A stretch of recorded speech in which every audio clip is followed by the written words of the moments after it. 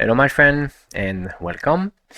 In case you don't know me, my name is Emmanuel, and on this channel, I talk about different topics that I feel interested in, mostly around programmation in C++ and Python, or even shader programming and GPU and 3D, a lot of different stuff. But yes, so today I would like actually to start a new um, series of video recording that should be about how you can improve a bit your workflow if you want to produce content on YouTube. I'm an absolutely noob on this question, but I thought I could still, yeah, try to provide my 2 cents anyway, and we'll see if maybe you can, get something valuable out of this. The first step we're going to try to cover today is about removal of a background, which is actually a generic thing you would have to do, not necessarily linked to producing video on YouTube. But for my part, I'm using this mechanism to produce thumbnails, and I want to display myself on the thumbnail, so I need to extract myself from some background pictures that I'm taking. So before I was using some services that you have available online. Actually, I just added that on the page. Yes, so reference utilities. A couple of them already is this one. So remove BG and removal AI, which actually one is a copy of the other, in fact, because the design of the application is almost the same. I mean, on the back end at least. So to start with, actually, let's see what I have here. I have prepared a list of small images. All of them I have retrieved from Pixabay, and well, except for a few that are picture of myself, in fact. And the idea is I'm going to use this as a test set of images to try to produce the version without the background. And let's say, for instance, I would take this one and I would try to send that to those online services. It's going to process that.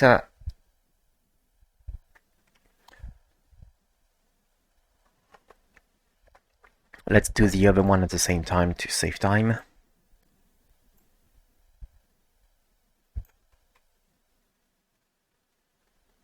Well, I had actually done that previously. So this one is working pretty well. You get the person extracted properly. This one is working less well because you get a bit of a portion of the car here. But the key thing that you have to notice here is that those online services, they are only going to provide you with a limited size of your image at the end. So the source image was, I don't know, it's pretty big. Wait, the size, yeah, 1280 by 800, and you get approximately half of that. Yeah, a bit bigger, but not a full resolution of it. And you see that the quality in this case, for instance, is not necessarily perfect or better than something else. This one is good, but the size is actually even smaller than the previous one. 800 by 500, and here it's only 600 by 400. So pretty limited if you want to get high resolution images. So what I've been doing then was to start with, I don't think I've mentioned that, so let's get the website first. Okay, so this is the GitHub project that I use as a starting point. And this one is actually pretty famous, actually. And it's a regular Python package in the end that you can use, except that you have to be aware that, well, you can use a CPU version, I guess, in the worst case, but on my side, I was trying to use a GPU version because I have a pretty good GPU graphic card on my computer, and if you want to do that, you need to also have support for this on NX runtime package. So you probably need to have a look at this page and check that it's supported for your system. But then, yeah, you can just try to install the package with this. Actually, for my part, I'm only using the library, not really the command line interface, but because I'm extending this library in the nerfproj project. So yeah, this is what I started to do first. I have some kind of a Python environment, which is what I call a media environment. So I have added this package in this environment, and in fact I've also added the SciPy package because I will be needing this at some point to be able to extend, in fact, the background. I mean, extend the size of the subject when you're trying to extract it. So the first version was a very simple, basing myself on the detail that you have here. In fact, I should probably add this page. Ouch.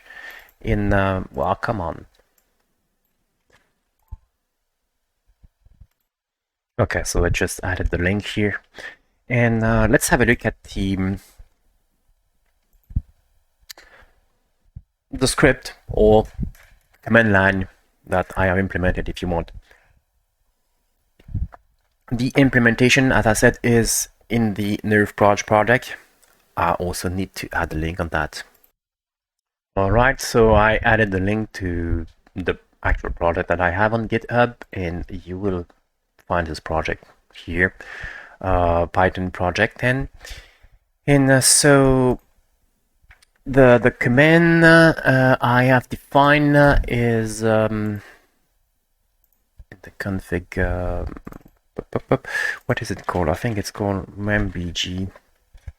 So remove background. So remove background is going to call this thumb generator because, yeah, for my part it was in the context of thumbnail generation, as I said, and calling the remove bg script command.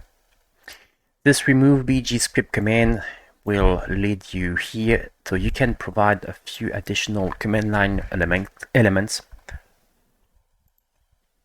mostly the input file that you want to use, or by default, in fact, it's going to use all your input files in your current folder.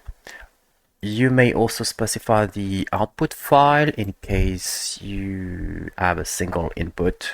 Otherwise, yeah, if you're in batch processing, it's not used, it's not considered. You can also specify which model you want to use. The min distance and the max distance that you can specify here, these are for the subject extension or expansion if you want. Once you have done the initial extraction, you can extend the area covered by the subject itself. We'll get back to this. We can also control the background color, the output directory in case we are in batch processing, so processing multiple input files at the same time.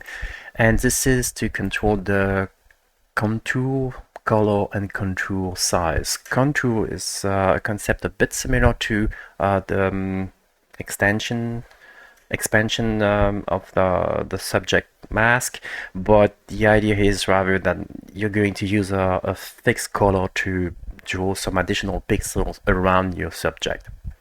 So we'll get onto each of those inputs with more details in a second. Let's get back to the initial step. Okay, you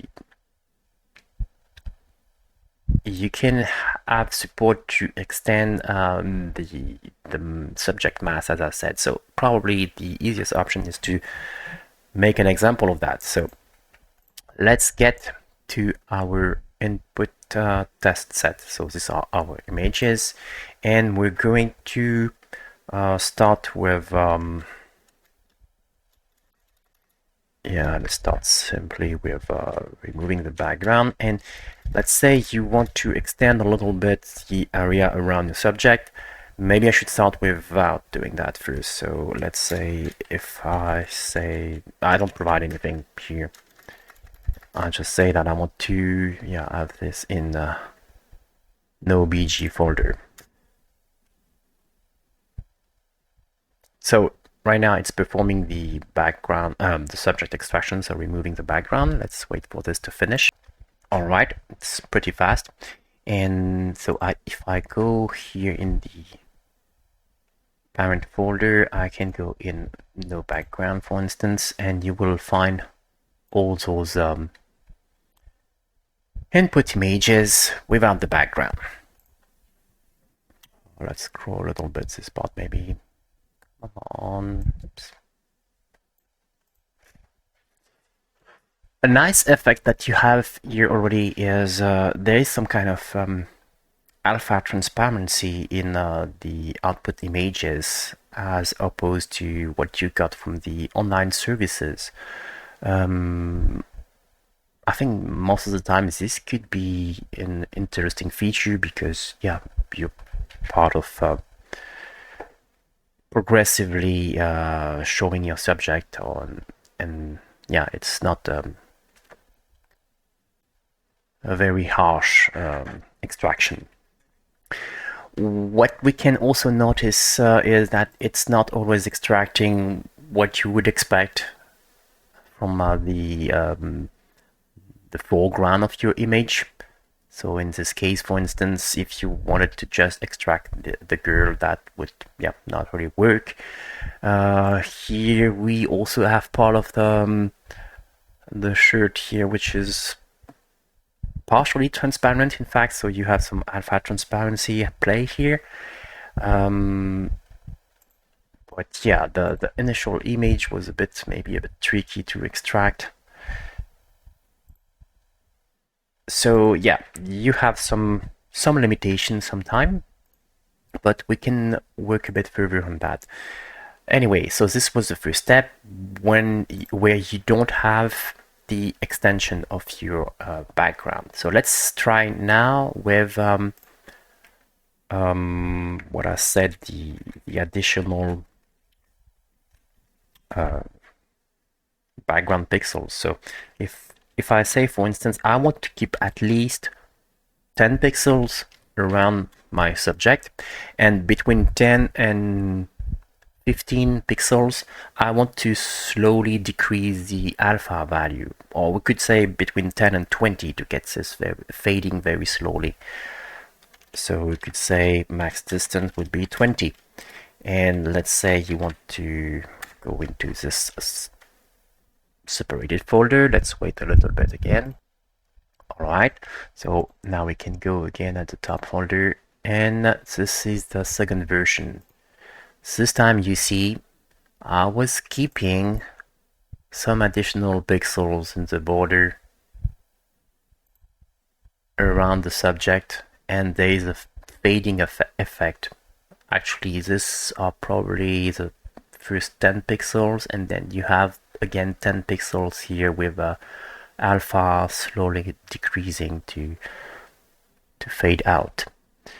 But you still have some subject extraction issue in some cases. But anyway, this is it for the expansion system around the subject. If you want to go into the details, we are basically using NumPy array to do all the conversion, and the key thing is this compute distance to foreground function, which is using SciPy then to figure out what is the distance between a mask image. So basically you have pixels that are going to be either 0 or 1. You could say, for instance, that pixel with the value of 1 is your subject and 0 is everything else. So this is what you can get directly from the RAMBG package. When we use the only mask parameter here, this is going to produce a mask only, so not the actual image, this 1 and 0 pixel information. But it also actually contains progressive alpha reduction on the contour of this subject. So we use this mask, and then you compute this distance, and that's going to use this distance transform EDT from SciPy. Let's just not go into too much details anyway.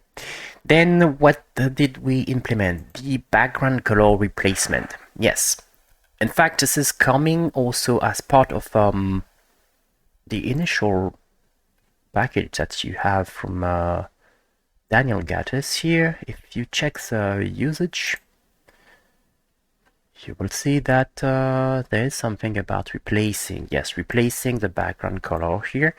But I have not been using that myself because, as I said, we're using the mask that can be extracted with this package. But then with this mask, you can keep processing the image further. And yes, since I was adding additional features, it made sense to update the background manually myself here. So again, we start with an image and the background color. This is an optional step, in fact. If we're not providing any background color, this will be none, so we're not performing the step. But if we are, then we can replace the background with a specific color. So let's try that again. The command would be something like BG color. That's it, right? And you specify the color in 255 format. So let's say if you want yellow, you would say something like that, and you still have control on the final transparency of this background. So you could say something a bit transparent anyway, but for now let's just make this completely opaque.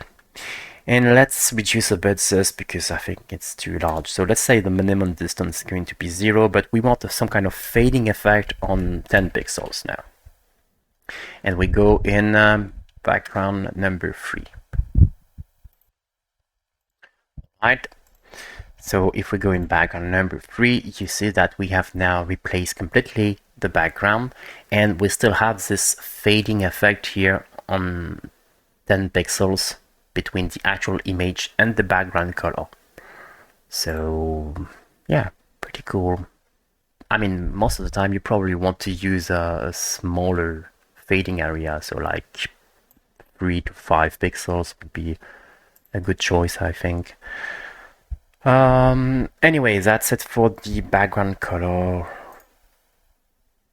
control. What else do we have? Batch processing is what I've been demonstrating here. If we're not doing batch processing, you can in fact just you would not use the output directory, but you could say I want to transform only one image, so you need to provide this the name of the image here. What could that be? Let's say it's side view, that's the name here.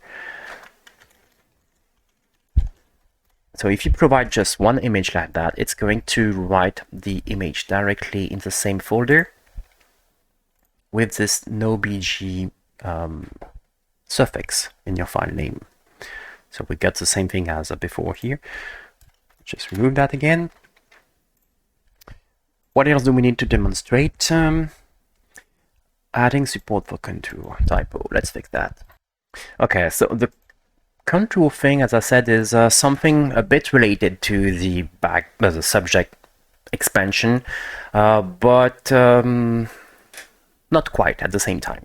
You can control both separately. I mean, I could do, for instance, here setting the contour size, CT size. Let's say I would like to have 5 pixels, and by default the contour color is going to be white but I could just change that to maybe, yeah, yellow again. And I don't want to change the background color in this case. And let's just again iterate on all the file. No, BG4. So what am I going to do here? I'm going to add the 5 pixel of contour, and at the same time I want to have an effect which is going to be a fading of the alpha between the pixel at distance 0 up to 10 pixels. So in those 10 pixels, the first 5 pixels are going to be replaced with contour color anyway. It's going to be the contour color rather than the actual background color. But for the next 5 pixels, we will still be using the background color itself. So you could say, yeah, let's just try it this way anyway. Actually, while I'm at it, there's something else I really want to change right now. It's the model that I'm going to use to do the extraction, because as you've seen, some of the humans are not extracted properly. So that's where you would typically want to use different model. So if we use this one, then it's going to, oh no, I mean, it's not working because I need to remove the folder. BG4, let's remove this one and try again. All right. Now, if we go on background 4, you have the effect, except that it's not really nice in this case, because what we're doing is we have replaced the first 5 pixels with the contour color, but we're doing a fading effect from pixel 0 to pixel 10. So you already have some fading effect in this contour. I think most of the time it's better to have the contour completely and fully opaque, and you do the fading at the very border of the contour itself. So we could do something a bit more precise, so let's try that. But also another thing we need to mention here is the quality of the extraction if you use a different model. So we use this YouTube net human segmentation specific model, and as you can see now, it's extracting this one appropriately. This one also, we had a small artifact here, but it's better now. Same here. This one also, I think there was a mistake in the forehead. Yes, this part was missing. So you see that using a different model will actually provide a better result sometimes. I mean, it depends on what you're going to extract, because for this poor cat, for instance, it was better before. So yes, for human, this is probably a good choice, and otherwise you still have to use a generic model. Anyway, what was I going to do next? Yes, change a little bit this contour thing. If you want to, let's say we increase the contour to 10 pixels, but now if you want to have the fading effect, you probably want to stop at 10 pixels and start the fading at something like 7 pixels. And let's say, yeah, we go in background number 5 for this one. And here is the result, for instance, with this background number 5 folder. You can see now that the contour is completely opaque here, but then we have a small fading effect on a few pixels. So generally speaking, this should yeah, feel better.